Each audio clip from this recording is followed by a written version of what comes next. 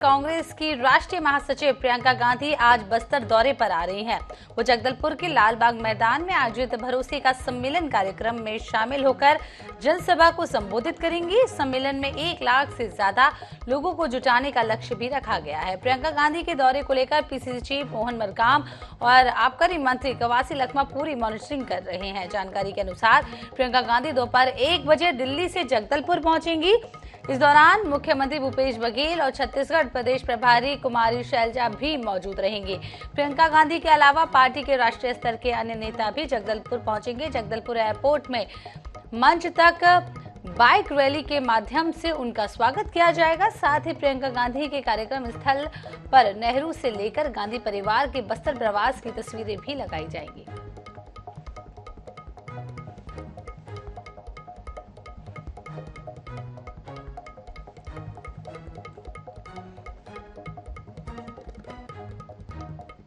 छत्तीसगढ़ में 3 महीने के भीतर दूसरी बार कांग्रेस महासचिव प्रियंका गांधी का आगमन होने जा रहा है। प्रियंका गांधी जगदलपुर में भरोसे का सम्मेलन कार्यक्रम को संबोधित करेंगी। इधर प्रियंका गांधी के आगमन के पहले ही इसे लेकर सियासत शुरू हो गई है। देखिए इस रिपोर्ट में।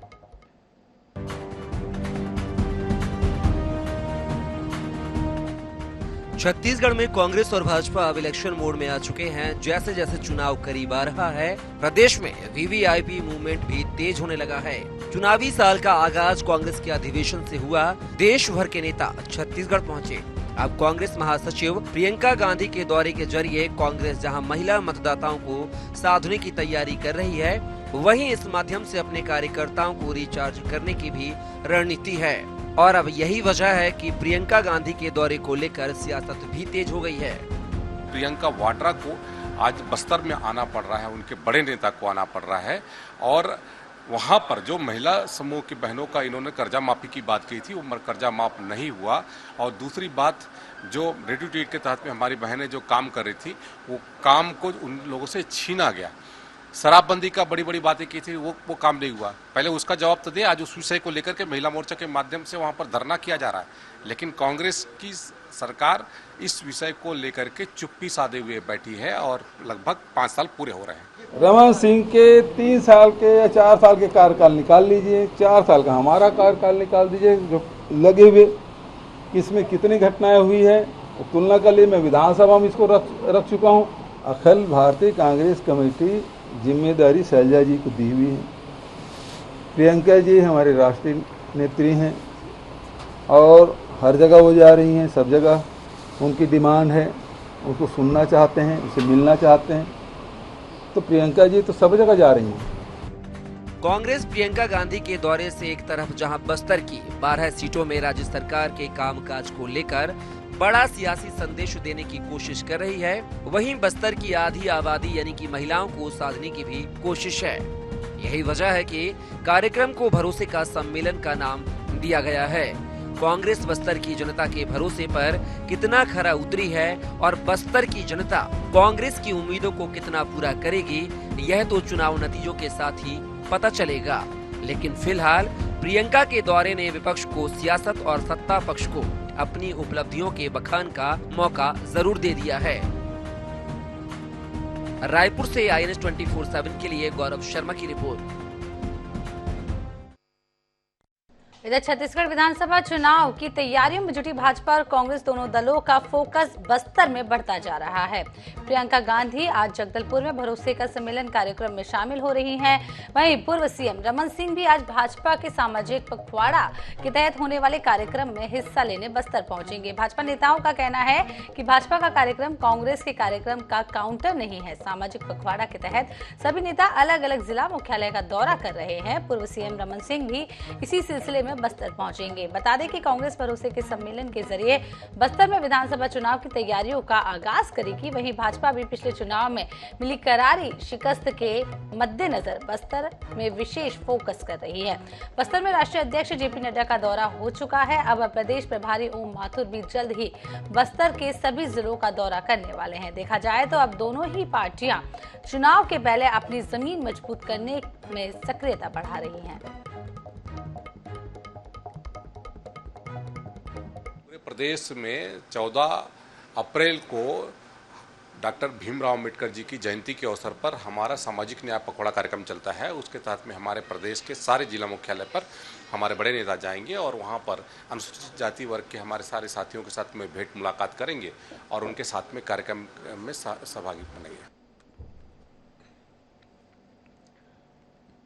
इधर प्रियंका गांधी के बस्तर दौरे से पहले भाजपा हमलावर है। राज्यसभा सांसद सरोज पांडे ने अर्चना गौतम के मामले को लेकर सवाल खड़े कर दिए हैं।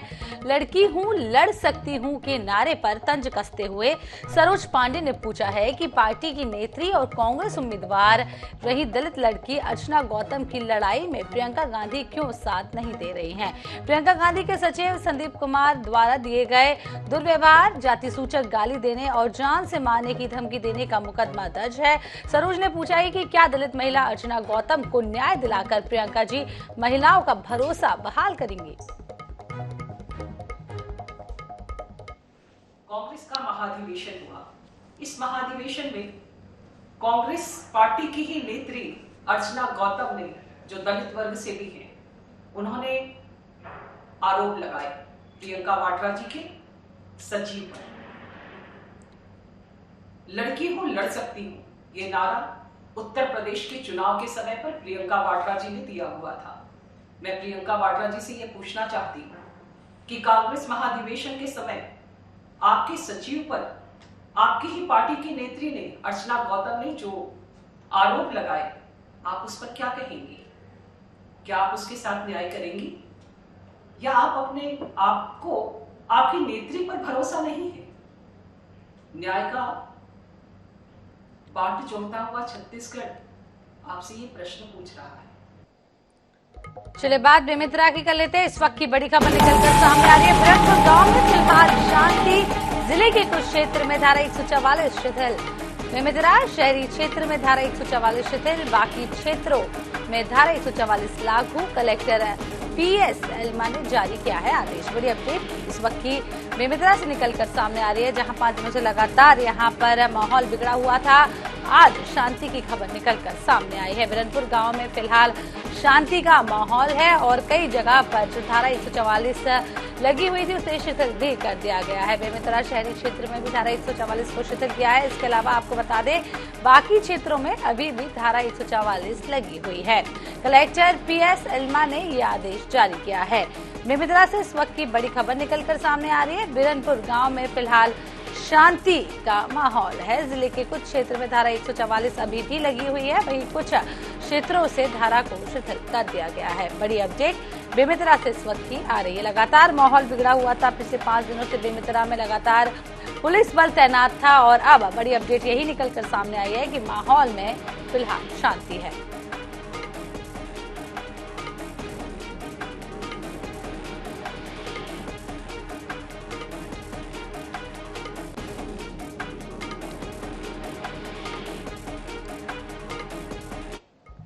इधर मुख्यमंत्री भूपेश बघेल ने बिरनपुर हिंसा में जान गंवाने वाले भुवनेश्वर साहू के परिवार से बातचीत की है। सीएम ने पीड़ित परिवार को फोन किया और ढांढस भी बंधाया है। उन्होंने भरोसा दिलाया है कि पीड़ित परिवार को न्याय मिलेगा और दोषियों के खिलाफ सख्त से सख्त कार्रवाई की जाएगी।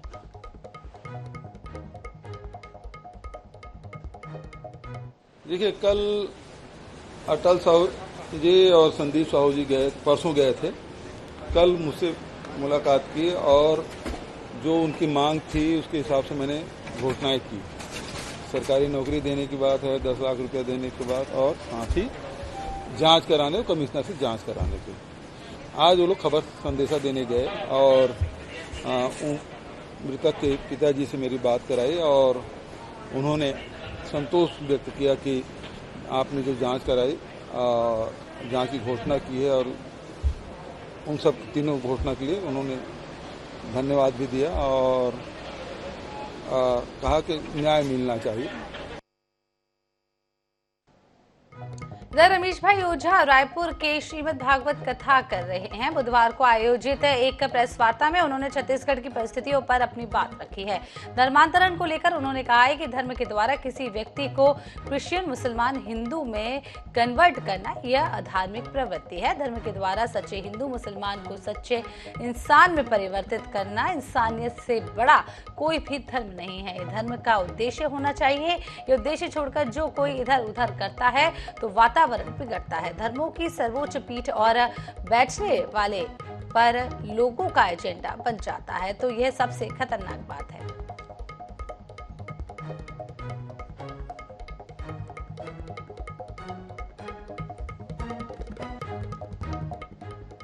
इधर भारत निर्वाचन आयोग ने आम आदमी पार्टी को राष्ट्रीय पार्टी का दर्जा दे दिया है। इसके बाद से आम आदमी पार्टी के कार्यकर्ताओं में काफी उत्साह देखने को मिल रहा है।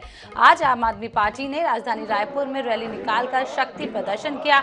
आम आदमी पार्टी के प्रदेश संयोजक कोमल हुपेंडी ने हमारे संवाददाता मनोज नायक से चर्चा करते हुए कहा है कि दिल्ली और पंजाब में हमारी नीतियों पर लोगों ने भरोसा जताया है। छत्तीसगढ़ में भी हम भाजपा और कांग्रेस को पछाड़कर सत्ता में आएंगे। और क्या कहा कोमल हुपेंडी ने, चलिए आपको सुनाते हैं।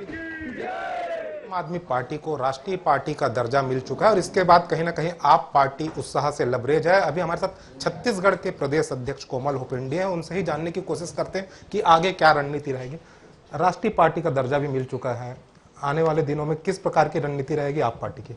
सबसे पहले तो मैं आम आदमी पार्टी के एक एक कार्यकर्ता की तरफ से पूरे देशवासियों को और छत्तीसगढ़ वासियों को बधाई देना चाहता हूँ।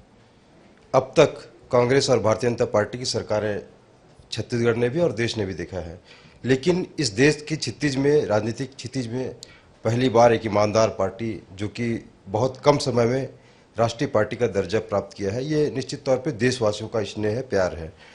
आने वाले समय में देश भर के लिए और छत्तीसगढ़ के लिए विशेषकर मैं कहूँ तो आम आदमी पार्टी का एक एक कार्यकर्ता पूरे प्रदेश में डोर टू डोर अपन जाके लोगों से मिल रहे हैं, बातचीत कर रहे हैं। लोगों का जबरदस्त रिस्पांस मिल रहा है। और एक तरफ हम कहें कि छत्तीसगढ़ की जनता आज बदलाव चाहती है। सारा पूरा छत्तीसगढ़ में सरगुजा से लेके बस्तर तक एक एक घर में हमारे कार्यकर्ता जा रहे हैं और लोगों से मिल के लोगों का हम राय भी जान रहे हैं, लोगों से सहयोग भी ले रहे हैं। और उनके, क्योंकि आम आदमी पार्टी का कार्यकर्ता यहाँ बदलाव नहीं करेगा बल्कि छत्तीसगढ़ के लोग बदलाव करेंगे। और निश्चित तौर पे देखेंगे कि आने वाले नवंबर में जो चुनाव है विधानसभा का, उसमें ऐतिहासिक रिजल्ट देखने को मिलेगा। कांग्रेस और भारतीय जनता पार्टी से इतर आम आदमी पार्टी की सरकार छत्तीसगढ़ में बनेगी। रूप से आम आदमी पार्टी उत्साह से लबरेज है और कह रही है कि यहाँ के लोग ही बदलाव करेंगे और जिस प्रकार से दिल्ली पंजाब में आप पार्टी को चुने वैसे ही छत्तीसगढ़ में यहाँ पर भी बदलाव लाया जाएगा। कैमरामैन मलकित सिंह के साथ मनोज नायक, INH न्यूज रायपुर। रायगढ़ जिले के पुसौल ब्लॉक के ग्राम तिरभौना में सामाजिक बहिष्कार का एक मामला सामने आया है। सरपंच के कहने पर गांव के गुप्ता परिवार को न सिर्फ राशन देने की मनाही है बल्कि परिवार से किसी प्रकार का लेन देन या फिर बातचीत करने पर भी जुर्माना का फरमान सुनाया गया है। यहां तक कि बच्चों की कोचिंग को भी बंद करा दिया गया है। कक्षा 8वीं में पढ़ता हूँ। हमारा 10 तारीख से परीक्षा शुरू हो गया ना, कोचिंग बंद करवा दिए हैं और दुकान से कॉपी, पेन, परीक्षा के पेन तक भी हम लोग खरीद नहीं पा रहे, दूसरे गांव से मंगवाना पड़ रहा है। और हमारे गांव में सब बंद करवा दिया, दोस्त भी बात नहीं कर रहे और जो बात करेगा पंचायत द्वारा उसे प्रेशर लगाया गया है सरपंच द्वारा और 1100 रुपया उसको जुर्माना मांग रहे, इसलिए कोई हमसे बात नहीं करे। दोस्त भी नहीं खेल रहे हमारे साथ, कोई हमारे साथ पढ़ नहीं रहे, अकेले जाते हैं, अकेले आते हैं। संतोष गुप्ता। क्या समझते? क्या है कि सर ये ना मतलब जातिगत और जो दुश्मनी अभी वर्तमान सरपंच, हम लोग पूर्व सरपंच थे, उसी को दुश्मनी निभाने नहीं रहा है। सब आबादी प्लान में है, आबादी पट्टा में है, आबादी प्लान में सब है गांव वाले। और मेरा चाचा बनाया है, उसको बाउंड्री को तोड़ो, उस रोड को हम लोग 10-20 फीट छोड़ के भी बनाए हैं और उसके चलते हमको बहुत परेशानी कर दिया जा रहा है। गाँव में मीटिंग बैठा के उसको पानी उनी राशन पानी सब बंद कर दे रहा है। हम लोग को छोटे से हम लोग लेने आने जाने करते हैं। हम लोगों को माने बहिष्कार किया गया है, उसी के कारण से हम लोग एप्लीकेशन देने के लिए आए हैं। किन कारणों से बहिष्कार किया गया आपने? कि वो माने जब हम घर बाउंड्री दिए हैं तो उस बाउंड्री को तोड़ो बोल रहे हैं और उसको तहसीलदार साहब से हमको ये माने ये मिला है, कब्जा मिला है। किसके द्वारा बोला जा रहा है? हैं? किसके द्वारा बोला जा रहा है? कौन बोल रहा है आपको? वो सरपंच द्वारा वो तहसीलदार से स्टे लगा था। इधर राजधानी रायपुर की कानून व्यवस्था एक बार फिर से सवालों के घेरे में है। दिन दहाड़े थाने के सामने से ही बाइक लूट ली गई है। सब कुछ फिल्मी अंदाज में हुआ। सारा माजरा कुछ यूं है कि पीड़ित ने अपनी बाइक बेचने की जानकारी OLX पर डाली थी। इस सिलसिले में उसकी मुलाकात एक व्यक्ति से हुई जिसने टेस्ट ड्राइव के लिए उसे तेलीबांधा थाने के सामने बुलाया था और वीडियो बनाने को कहा था, लेकिन प्रार्थी वीडियो ही बना रहा था। इसी दौरान आरोपी बाइक चलाते हुए मौके से फरार हो गया। मामले की शिकायत प्रार्थी ने तेलीबांधा थाने से की है और आरोपी का मोबाइल भी थाने में जमा करवा दिया है। घटना का वीडियो भी सामने आया। पुलिस टीम जांच में जुटी हुई है। प्रार्थी है, उसने OLX पर अपनी गाड़ी को बेचने के लिए ऐड दिया हुआ था। तो किसी अज्ञात व्यक्ति ने उसे संपर्क किया कि वो उसकी गाड़ी खरीदना चाहता है और उसको तेलीबांधा थाने के कुछ आगे ही बुलाया हुआ था। आने के बाद उसने उस गाड़ी को टेस्ट ड्राइव करने की बात कही और वो उसको अपना बोला कि अपने फ़ोन से एक वीडियो भी बना लेना मेरा। तो जब वो बाइक ये वीडियो बना रहा था तो व्यक्ति टेस्ट ड्राइव के नाम पर बाइक को लेकर फरार हो गया। इसकी शिकायत थाने में हुई है। तो जो वीडियो फुटेज मिला है उसके बेसिस पर आरोपी को पहचान करने का प्रयास किया जा रहा है और बहुत ही जल्द उसकी गिरफ्तारी करेंगे। OLX में ऐड डाला था कि मुझे अपनी बाइक बेचनी है, तो मुझे एक व्यक्ति मिलता है, वो कहता है कि ठीक है मैं आपका गाड़ी लेने में इंटरेस्टेड हूँ, आज मिलते हैं करके। आज मैं उससे मिला। मिलने के लिए मैंने उसको बोला कि चलो हम मिलते हैं कहीं ऐसी जगह पब्लिक प्लेस में जहाँ पे मैं भी सिक्योर फील करूँ। तो पुलिस स्टेशन अपना तेलीबांधा के सामने मैंने उसे बुलाया, तो वहाँ पे हम मिले। उसने मुझे बोला कि ठीक है गाड़ी तुम्हें पसंद आई है, गाड़ी में दिक्कत ऐसे उसने पूछा। उसके बाद उसने बोला कि आप मेरा एक गाड़ी में बैठते हुए चलाते हुए एक वीडियो बनाइए, मैं इसे अपने घर में भेजना चाहूँगा, क्योंकि घर वालों को दिखा के उसके बाद फिर मैं उनसे पैसे लूँगा। तो उसने फिर मेरे से वीडियो बनाया, वो भी अपने मोबाइल से। मैं पहले हेजिटेट कर रहा था कि एक तो उसने मुझे बोला कि आप वीडियो कैसे बनाओगे जब गाड़ी में आप भी मेरे साथ बैठोगे। तो उसने मुझे अपना मोबाइल दिया और फिर गाड़ी जब उसने मैं बोला कि आप ज़्यादा दूर चलाइएगा मत गाड़ी, बस ऐसे यहीं पे गोल घुमाइएगा, आपका वीडियो बन जाएगा यहाँ पे। ऐसा बना। उसके बाद फिर वो गाड़ी घुमाया और उसका फ़ोन मेरे पास ही था और वो अपना फ़ोन भी मेरे पास छोड़ दिया, और लेकिन वो मेरी गाड़ी लेके चले गया। इधर सूरजपुर की कस्तूरबा गांधी बालिका छात्रावास में मंगलवार को 17 बालिकाएं कोविड पॉजिटिव पाई गई हैं। छात्रावास में 45 से 50 बालिकाएं रहती हैं। मंगलवार को 10 बच्चों को सर्दी खांसी की शिकायत पर हॉस्टल अधीक्षिका उन्हें उपचार के लिए जिला अस्पताल लेकर पहुंची थी। सभी का एंटीजन टेस्ट किया गया। इनमें से 8 बालिकाएं संक्रमित मिली। CMHO डॉक्टर अजय मुरकाम के निर्देश पर छात्रावास में कैंप लगाकर 23 बच्चों की जाँच में 9 और पॉजिटिव मिली है, जिन्हें भी एक कमरे में रखकर उनका इलाज किया जा रहा है। कुछ 12 साल से कम की लड़कियां बताई जा रही हैं जिन्हें वैक्सीन तक नहीं लगे हैं। वहीं सूरजपुर कलेक्टर इफ्फत आरा ने सभी आश्रम छात्रावासों में कैंप लगाकर बच्चों का कोविड टेस्ट कराने का निर्देश दिया है। साथ ही लोगों से कोविड गाइडलाइंस का पालन करने की अपील भी की है।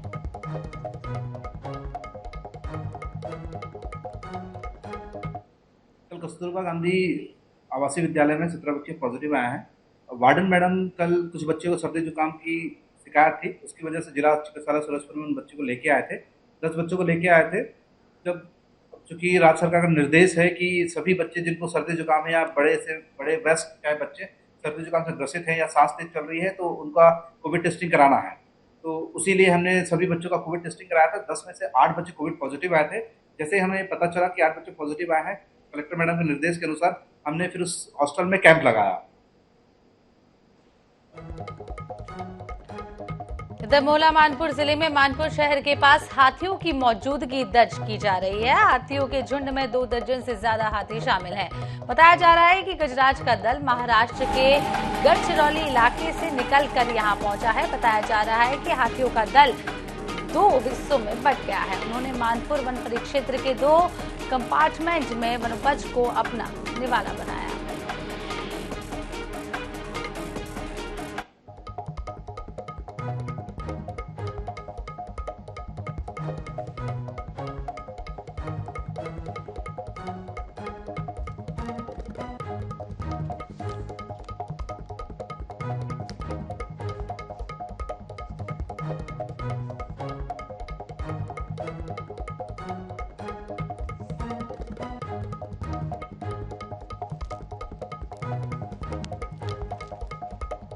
आपको बता दें कि मोहल्ला मानपुर से एक खबर आपको बता रहे हैं, जहां शहर के बीचों बीच हाथियों के दल को देखा गया और शहर के पास ये सभी गजराज पहुंचे हैं। वनोपज को यहां पर अपना शिकार भी इन गजराज ने बनाया है और 25 से 26 हाथी मोहल्ला मानपुर में नजर आए हैं। मोहल्ला मानपुर जिले में मानपुर शहर के पास हाथियों की मौजूदगी दर्ज की गई है। हाथियों के झुंड में 2 दर्जन से ज्यादा हाथी शामिल हैं। बताया जा रहा है कि गजराज का दल महाराष्ट्र के गढ़चिरौली इलाके से निकल रहा है।